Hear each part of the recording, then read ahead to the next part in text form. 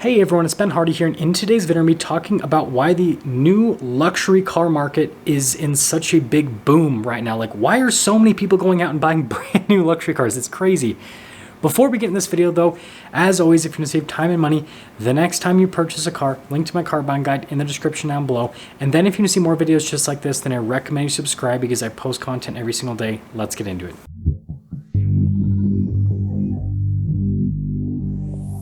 So if you don't believe me that the luxury car market is currently going through a boom, this data comes from Cox Automotive.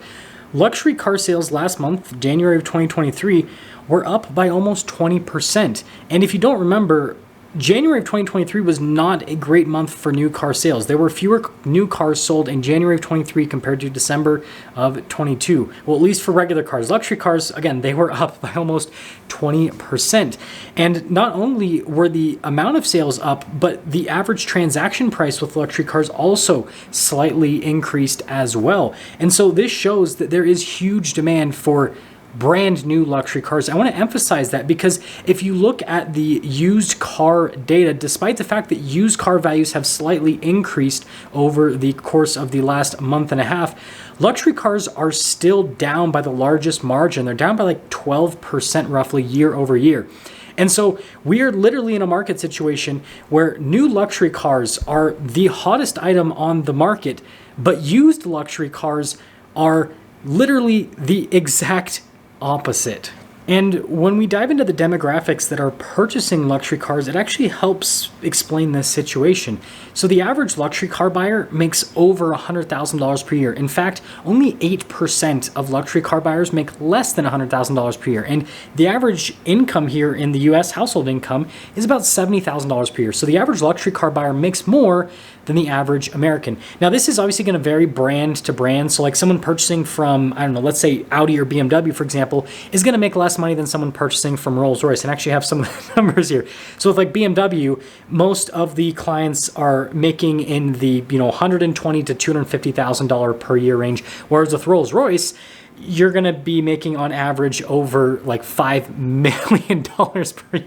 That is crazy. So yes, Rolls-Royce are truly the cars of the top 0.001%. But regardless, the demographics associated with purchasing luxury cars make more money than the average American. And this is really important when you consider the current inflation situation that we are experiencing here in the US, because it's not affecting all parties equally.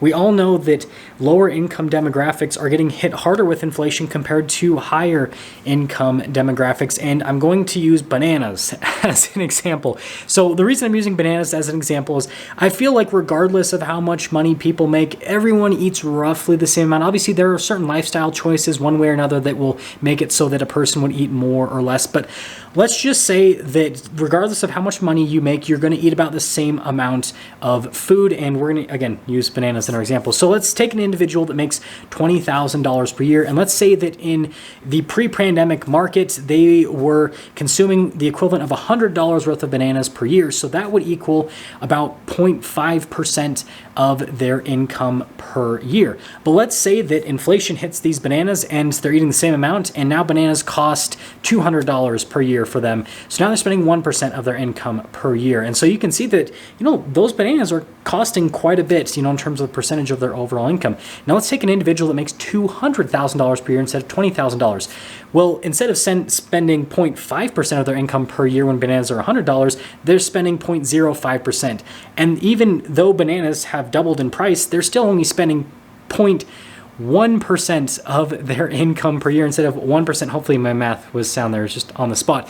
But the point that I'm trying to make is individuals that are in the higher income brackets are not getting hit nearly as hard with inflation because, your average everyday goods like food and utilities and all that kind of stuff, it's not going to affect everyone the same, right? Because like if someone's making, again, $200,000 per year and they go to the shopping center, yeah, food prices are higher. It's going to hurt and it's going to slightly affect their monthly budget, but not nearly as much as someone who's making, let's say, $20,000 per year. But that's obviously not the entire picture with this current economic situation, because on top of having really high inflation, we currently have interest rates that keep going up. And with high interest rates, this means that lending institutions are obviously going to pay people that have money with them far more. I mean, for example, I just went into my bank today and I just asked them out of curiosity what they were offering for their certificates of deposit. And currently, they have a 12-month certificate of deposit that will literally pay you 5.25% annually. Well, it's a 12 months, so you'll get paid that for just 1 year.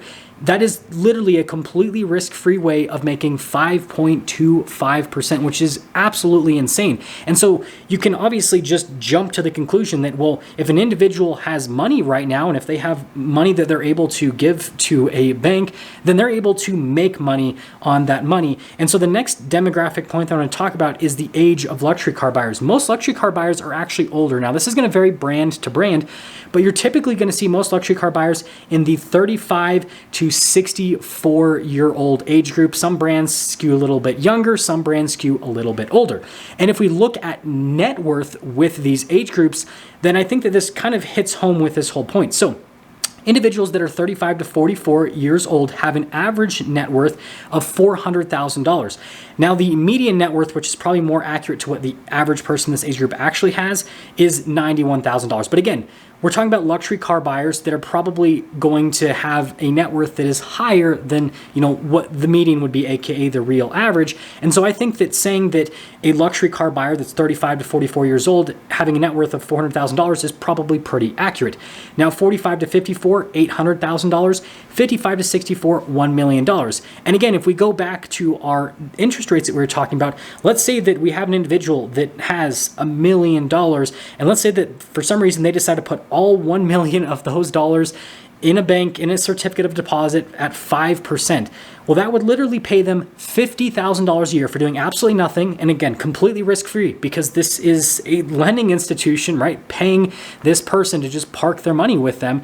And so you can see that even though we are in an economic situation with really high inflation and really high interest rates, individuals that have money are actually in a really good financial situation because they're able to make money on their money, and they're able to do it very safely. And so in summary, although we are in an economic situation where we have really high inflation and really high interest rates, this is actually perfect for the average individual that is going to purchase a luxury car, because luxury car buyers make more money than the average American, and they tend to just have more money in general, right? If you make more money, then you have the opportunity to save more money, and therefore, in our current situation, make more money on that money with these higher interest rates.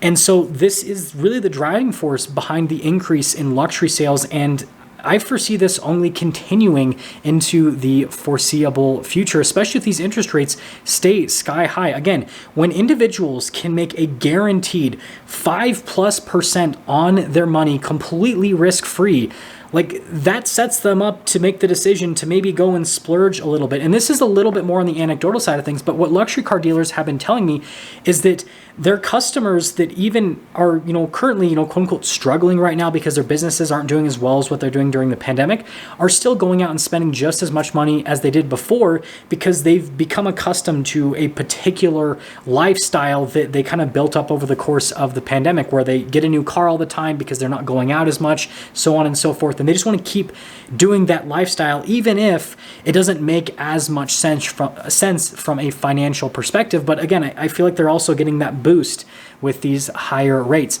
I want you guys to let me know what you think about this whole luxury car market situation. And do you think that this is going to be a situation that is going to come, quote unquote, crashing down sometime soon with the new luxury car market, similar to what's happened in the used market? And I know I didn't talk about the used market too much in this video. All you really need to know is that if you basically take the demographics that purchase brand new luxury cars and you kind of scale that back in terms of age and income, that's the demographic that purchases used luxury cars. And so then you can come to the conclusion that the reason why used luxury cars are taking such a big value hit is because, well, that's the same exact demographic that's getting hit really hard economically right now. And so they just can't afford to buy the used luxury cars. The demographic that generally does can't afford. So I guess that if you're looking at a brand new luxury car, well, that means you've got a lot of competition. But if you're looking at used luxury cars, it looks like the competition is dwindling more and more. Depends on the car. And so it could be a buying opportunity in the future. Just saying. Always take your time. Be patient. I'll see you.